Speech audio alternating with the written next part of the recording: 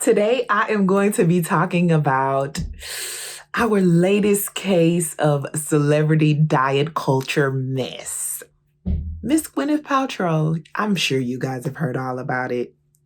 This is my take today.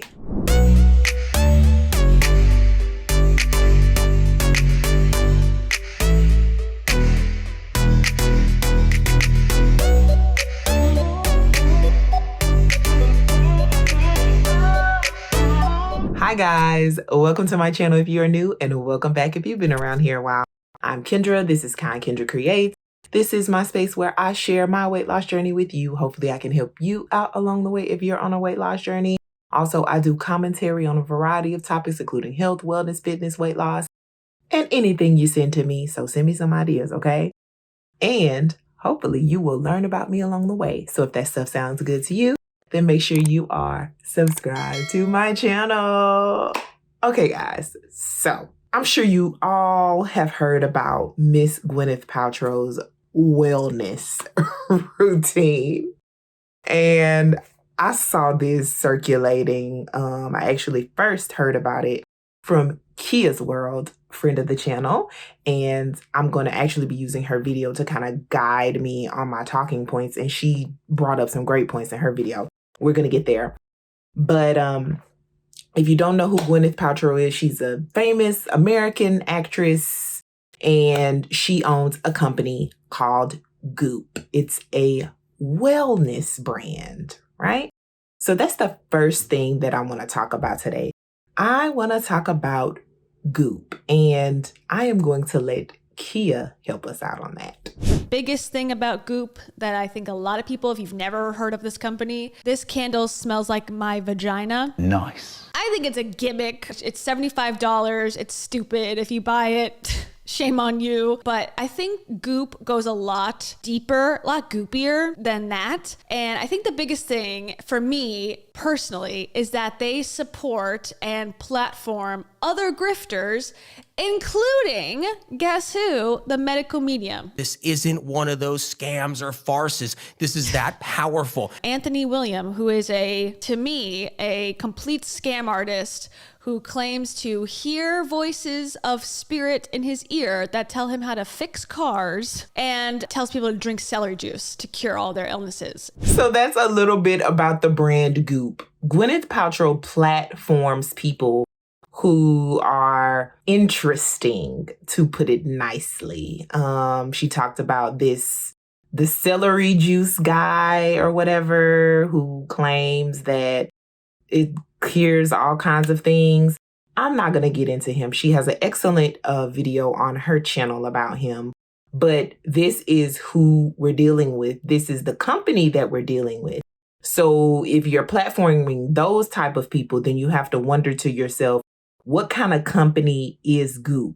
From what I've seen, it is just a bunch of overpriced merchandise and overpriced health supplements. And we all know how I feel about health supplements. If you have not watched my video about the health supplement industry, please watch that video, okay? Because I break it down for you with all these proprietary blends. Let's get on to Gwyneth Paltrow's IVs. Which is so on brand for both of us. We pod and IV at the same time. I'm Good at really multitasking. embarrassing myself right here. People want to ask about IVs. I love an IV. I'm an early IV adopter. Glutathione, I love to have in an IV. Kind of a random, more fringy one. Phosphatidylcholine, that's my favorite IV when I can find them. They're quite hard to find. Yeah. And those make me feel so good. But this today, just because I was flying, I have just a bag of good old-fashioned vitamins. As we're recording this right now, you have a little IV, so which is so on. So she's currently hooked up to an IV during this interview. So she can't take a day off. Her veins must be pumping at all times with wellness products. And one of the comments says, as a doctor, I really don't understand why you have given this a platform. It's very damaging and very unhealthy. The woman is clearly unwell. Please stop giving people like this a platform. Wildly irresponsible to promote this. The section on her wellness routine is disturbing. That's not wellness. That's socially acceptable disordered eating. I can't believe that her routine is being shared as wellness. We are going to get into her wellness routine shortly here. But this is what the internet had to say about that clip, about her wellness routine and the things that she was doing. And even with these IVs, like, people aren't buying into this stuff. Of course, there are people that buy into it. I mean, look, she's buying into it. So of course she's going to have supporters and people that buy her products and things like that. But people are not falling for this mess. And then it's expensive too and hard to get. So I guess it's exclusive. I don't know. It just all seems like a waste of money. So please don't fall for IVs. Please don't fall for this mess. The next thing we're going to talk about is chemicals. You know how everybody like don't want chemicals in whatever they have, but chemicals are literally in everything. But we're going to get into that. In my 20s, I really kind of, in the first half of my 20s, I didn't think about it a lot until my father was diagnosed with cancer. And that really changed things for me. And I started realizing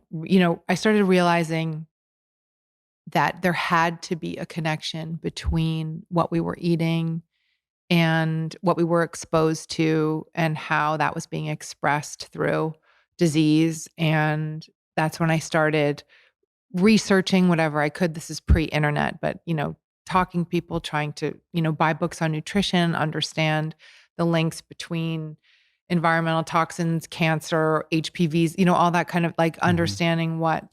I do really think that's interesting how celebrities or wellness, not even celebrities, wellness people will talk endlessly about chemicals, chemtrails, heavy metals, I don't know, environmental toxins, bad quality, everything, right? And do absolutely nothing about it other than sell you a supplement that is non-FDA approved and you just got to take their word for it that it's a better product. Other than that, they are not advocating. They are not like fighting. They're not holding up signs like she's, claiming to have done whatever. I roll my eyes. I don't really necessarily believe her, but we'll take her word for it. But yeah, they don't do anything on a larger scale. You think that you would care about like the water that you so claim needs to be alkaline. Like, why don't you lobby the government? Like, you have the power and money to actually possibly start some change if you truly believed in it.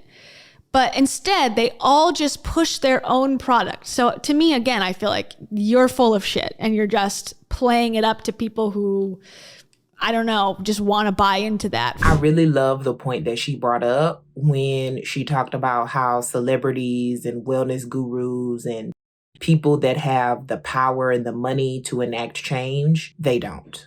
Instead, they profit from their perceived issues of the world and toxins and foods and chemicals and whatever.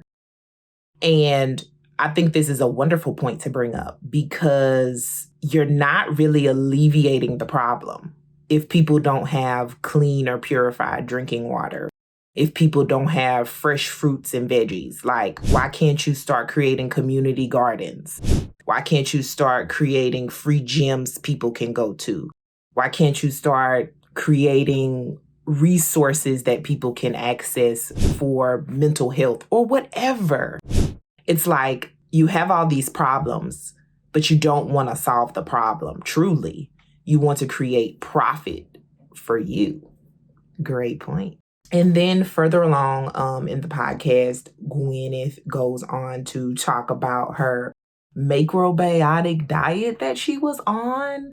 I'm assuming this is before her daughter was born because then she tells a story about her daughter and how when she was pregnant, all she could eat is like grilled cheese and yogurt. But I will let her talk about her macrobiotic, whatever.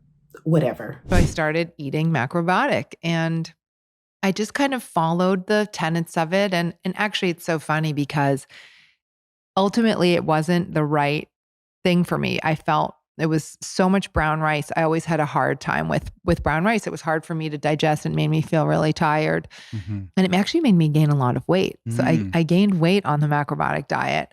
But how much weight? Was it a full pound or not? I need to know how much weight. I've never seen a photo of her being anything but how she is. I'd be curious to think how much a lot of weight is for her. Given up was dairy, sugar, a lot of gluten, processed foods, a lot of alcohol. And coffee I gave up even for a really long time. So she goes on to talk about this macrobiotic diet that she was on or whatever. She said it ultimately was not for her. She cut out a lot of things from her diet, such as dairy, and she said coffee, and she said like a lot of gluten or whatever. So I actually looked up what this diet was. So it says the main foods are whole grains, local fresh veggies, sea veggies, and beans. Okay, all of those are fine. Those are what we want to be eating, right? Other foods include seasonal fruits, nuts, seeds, and white fish 2 to 3 times per week. That's fine as well. Those are all good. Now, here's where we get to the interesting part. You cannot eat meat, dairy, most other animal products, certain fruits and veggies, and some common drinks. So this wouldn't even be like a vegan diet because you're eliminating certain fruits and veggies, which is kind of weird. But then you also can't eat meat, dairy, and most other animal products. And for most people, or for a lot of people, this would be unsustainable. Like, if you eat meat, you just eat meat. Like, why would you want to like not eat meat if you eat meat? And if you are like a vegan, why would you want to start eliminating certain fruits and veggies? That doesn't make sense either. And I believe this is where people struggle with the health and wellness space. Because people get in their minds this idea of they have to have this certain diet to look a certain way or to lose weight or whatever. And it's not necessarily like that. Like, you can lose weight or get fit or, be healthy without some specified diet, especially with a restrictive diet like this. Now, this is what she did in the past. Now she's going to talk about her wellness routine right at this very moment, like what she does regularly every day, like right now in the present tense. And there was like a short, I guess it was like a TikTok or something that was online. It was the abbreviated version. But I want to play the full uninterrupted clip of that full wellness routine. And it's about 3 minutes. So it's a little bit long. And it's from a podcast, so it's not going to have any visuals. Just be wary of that. And then after that plays, there are a couple of interesting points that I do want to talk about. So just bear with us, be patient, listen, focus in. She has some very interesting stuff going on, to say the least. But I want to talk about this stuff. So here we go. I follow, what do you call it?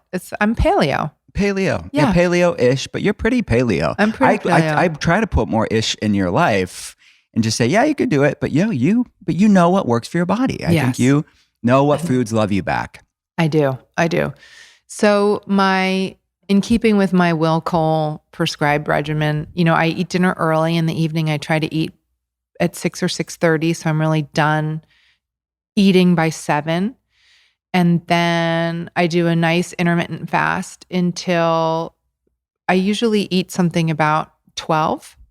In the morning, I'll have some things that won't spike my blood sugar, right? So I have coffee, I'll have a celery juice with lemon water, but I just really use the morning. Mm-hmm. And for me, it's important because, as you know, I have trouble with methylation. So my body is not a natural detoxer. I'm not good at it. Mm-hmm. A lot of people, it's absolutely a part of their biology and process. I'm not one of those people. So I get impacted by things more heavily. And then I exercise in the morning. I take my binders in the morning. I take binders for, again, like poor methylation. I'm still dealing probably with some mold, even though it's probably pretty good by now, I would think. It's in the past. I think it's in the past. And I do try to do 1 hour of movement. So I'll either take a walk or I'll do Pilates or I'll do my Tracy Anderson. And then I get in the sauna. I dry brush and I get in the sauna. So I do my infrared sauna for 30 minutes. Not every day. Some days I can't. I don't have time. Or sometimes I'll do the higher dose infrared blanket if I'm not home. But for me, it's really important for me to support my detox because I have the fucked up MTHFR. Thank you, MTHFR. And then for lunch, I have something, I really like having a soup for lunch. In fact, we have a new soup at Goop Kitchen, which is like this green soup that I warm up. It comes cold, so it kind of retains all its vibrancy. But I really like soup for lunch. I have bone broth for lunch a lot of the days. And then for dinner, I have, I forgot that part of my wellness practice is Brad and I, my husband, do TM meditation for 20 minutes every morning before the coffee. And then for dinner, I try to eat, according to paleo. So lots of vegetables. We live in California, so there are farmers markets all over, which is such a blessing, like all the vegetables, things that are in season and from local farms. And then any kind of, fish or birds. And then we try to get a little bit clever with carbohydrates. So like, sweet potato noodles, or we make tacos with the 𝐒𝐿𝐵 grain-free tacos, the cassava. And I find that the more that I get into the habit of not trying to, it was hard at first when I thought, I'm going to have to eliminate all the joys and all the pleasure. I don't know where to start. She said something about eliminating joy and pleasure. This sounds pretty freaking miserable. But I'll start in the beginning. So her doctor was like, he tries to get her to eat other stuff, but she says, no. If that ain't saying red flag, I don't know what is. But she claims to know what's best for her body. I guess, girl. And then she talks about how she does intermittent fasting, which I guess is fine. If that works for her, that works for her. Intermittent fasting does not work for everyone because some people tend to overeat or binge if they get really, really hungry. And intermittent fasting, if your last meal is at 7 or 8 o'clock and you don't eat again until 12 the next day, that's a pretty long time to be without food here in the modern age. Then she says she tries to not do anything, drink anything, I guess, that spikes her blood sugar in the morning. I don't know why she's worried about her blood sugar. And so I just want people to know that if you don't have certain issues, then you shouldn't necessarily be focusing in on certain things. Like, of course, you don't want to drown out your food in salt. But if you don't have high blood pressure or anything like that, then you shouldn't be zoning in on that types of stuff because we need sodium, we need salt in our bodies. And this is the same thing for spiking blood sugar. I don't know, I feel like it's kind of gimmicky to me. And then she goes on to talk about how she's not a natural detoxer. This thing is so overly done with all these detox diets and all of this stuff like this. And people feel like they need to go on a cleanse to detox, and you don't. Because if you have a functioning liver, your body detoxes itself. It gets rid of toxins. That's what detoxing is. I don't know what's up with her health. I don't know her health history or her background, but please don't be fooled.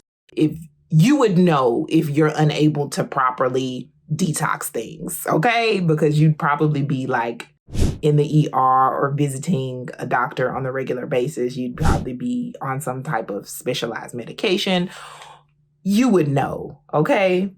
And then she says all these weird things. I don't know what the hell she's talking about. She's talking about taking her binders. I don't know what that is.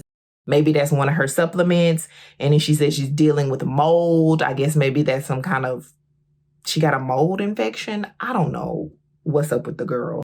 And she says something about methylation and her MTHFR is messed up. I don't know anything about this. But I do know one thing. You are supposed to be going through these wonderful wellness routines. You have this wonderful supplement company that does all these great things, and people need to buy this expensive product and that expensive product. Oh, she gets in the sauna. She dry brushes. Not every day, though. Who the hell has a sauna? Or either she gets under her infrared blanket. I believe that blanket was $500 on her website. Who is doing all this? But she's doing all this, and she's still having problems. So are your supplements and wellness routine, are they supposed to solve your problems or what? Because it doesn't seem like they are. She also says she gets in 1 hour of movement, which nothing is wrong with that. You go, girl, because we all need to get into movement. And then she talks about her actual diet. So basically she doesn't have anything in the morning because she's intermittent fasting, right? She says she drinks coffee, or she'll drink a celery juice or water with lemon or whatever, which is fine, I guess. If you're not a breakfast person, don't force yourself to eat breakfast. And then she says that she has bone broth a lot for lunch. Bone broth is not food. It's not food. She doesn't talk about any kind of snacks throughout the day or any other kind of sustenance. And then she talks about dinner, which consists of some type of protein, meat, and some kind of veggies. And then she talks about, she gets creative with her carbs. She goes wild with her sweet potato. And I'm just like, that is like no food. That is like literally no calories, y'all. I don't know what to say about that. I know that I would be hungry. I know that I would not be satisfied. And I think that most people would be hungry and not satisfied on a diet like that. Even if, say, one day she got wild and she ate soup for lunch instead of bone broth, that's still not a whole lot of calories. I mean, unless she's eating a gallon of soup, which I'm sure she's not. And this is the examples that we have, you know, in the media for how you maintain a figure or how you get healthy or, you know, what you do to look a certain way. And we have people looking at this and thinking to themselves, this is what Gwyneth Paltrow does. I should do that too. And then they get sad because they don't get those results, or it's hard to stick to this type of diet, or, you know, I'll never be healthy, or I'll never lose weight because, you know, I have to eat this certain kind of way. And it's just very disheartening, especially for people who have struggled with their weight or anything like that. And this is what diet culture tells us. Like, this is what diet culture is. And they have this thing going around the internet where they call Gwyneth Paltrow an almond mom.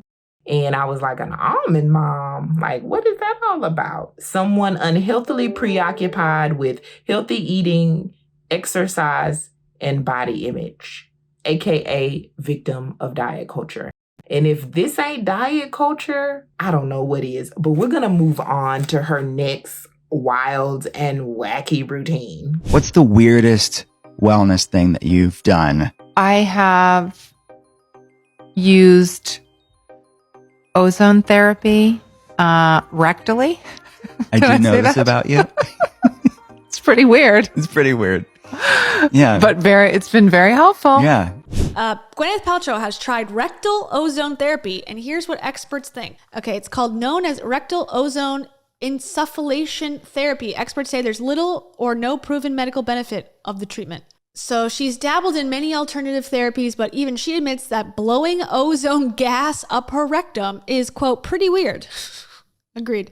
She's also said that it's been very helpful. So-called rectal ozone insufflation therapy is unusual, but not so many concur that it is helpful, at least medically speaking. Several experts spoke up on Twitter in response to Goop founder's revelation, including Dr. 𝐒𝐫𝐞𝐬𝐬, a gastroenterologist in Northern California who hosts the medical podcast House of Pod, who commented, "Please don't get rectal ozone therapy." Meanwhile, the FDA, which has not approved the therapy, issued a warning in 2019 that concluded that ozone is a toxic gas with no known useful medical application in specific adjunctive or preventive therapy. Also, don't put coffee in your butts either. That's another one, coffee enemas. No, bro, not at all. I don't even have anything to say about that. The doctors spoke. Basically, you shouldn't be putting things like that up there. Oh, God. This was wild. This was a wild ride. This was crazy. This was wacky. This was interesting, to say the least. And I just wanted to talk about it. It is freaking wild out here, y'all. Be safe, please. Because one thing that this video should show you is that celebrities, influencers, whoever is out there to get that cash, man. Maybe she lives like this. Maybe she doesn't. Maybe she just wants to plug her products. I don't know.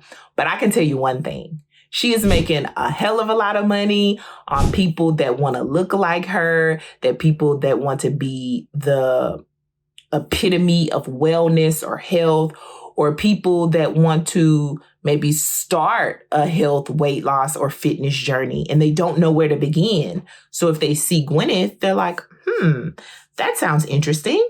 Let me try that. And you don't need to try all this stuff. Like, you don't need to do this. I probably can put myself out there and say that I am not the epitome of health or wellness, but I have lost a large amount of weight. And, you know, the only thing that I really do like Gwyneth Paltrow is I eat veggies and I get some movement in. You do not have to live like Gwyneth Paltrow, okay? Please, if you learned anything, you learned that, and not to put things up your butt. I hope you guys like this video because this was just so crazy to me. Okay, make sure you give it a thumbs up, please, because I had to suffer through this. Ugh. And check and make sure you're subscribed to my channel. I hope that you are. I hope that you stick around. I'm glad you're here. I appreciate you watching this video. Make sure you continue to spread kindness in a world full of hate. I will see you soon on the next one. Bye-bye.